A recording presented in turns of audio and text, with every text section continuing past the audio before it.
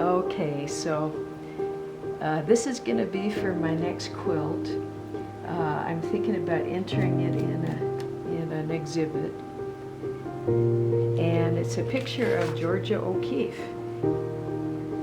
I've used this photograph of her when she was fairly young, probably in her 30s or 40s, and I've done most of it with regular pencil, HB, 2H, 2B, just right in the middle. But I'm finding that I need some darker tones in here. And so what I'm going to do here is use my art graph pencil, and I'm going to intensify the darks. Now the art graph pencil is a water-soluble pencil. So you can, with even just the pencil tones and gradations, you can still get a watercolory washy effect, which I really, really like. Watercolor was kind of my first love, even before I got into the fabric art. Okay, so let's see how that works. I'm gonna moisten this brush, and just, I'm not gonna really do anything but lay water over it and let it do its thing.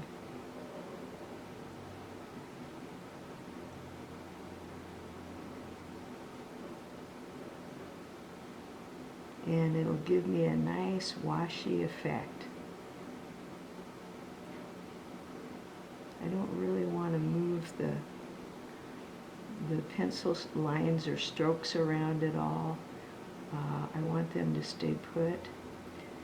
If I worked it a little bit, I could get them to dissolve, but I'm not really interested in that for this piece. So we will call that good for now and let that dry.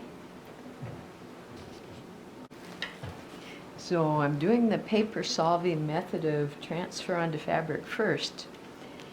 And what you do is you, paper Solvy has a paper side, and then you can feel the difference. There's a rougher, little bit of texture, not as slick side.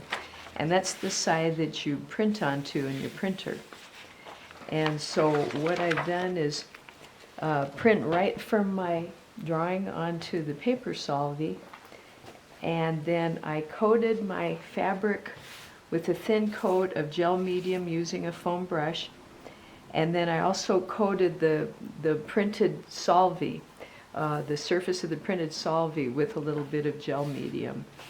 And so I let that, I used a brayer and made sure it was firm contact. I let that dry for a while. And so what you do now, you moisten the paper backing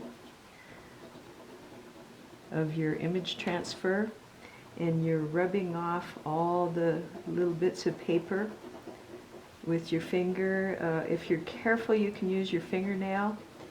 This may take a little bit of time and effort. It's sort of labor intensive. But what I was really looking for was a way to transfer my drawings onto fabric where it wouldn't really get too plasticized, and it wouldn't lose any of the detail, and it would get really embedded in the fabric.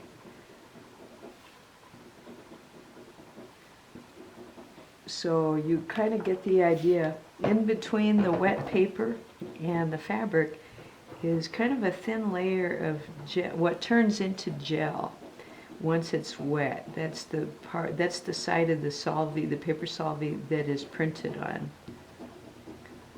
So you can kind of see that this is starting to come off.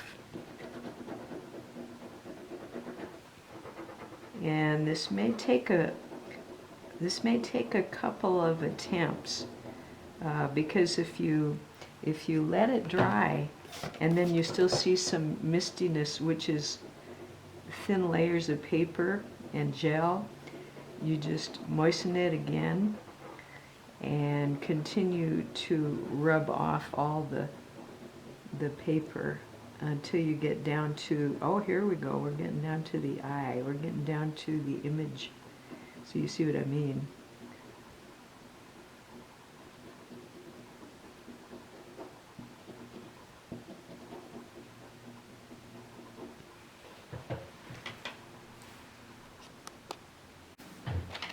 So this other method uses t-shirt transfer paper. You can get it at Joann's, you can get it on Amazon.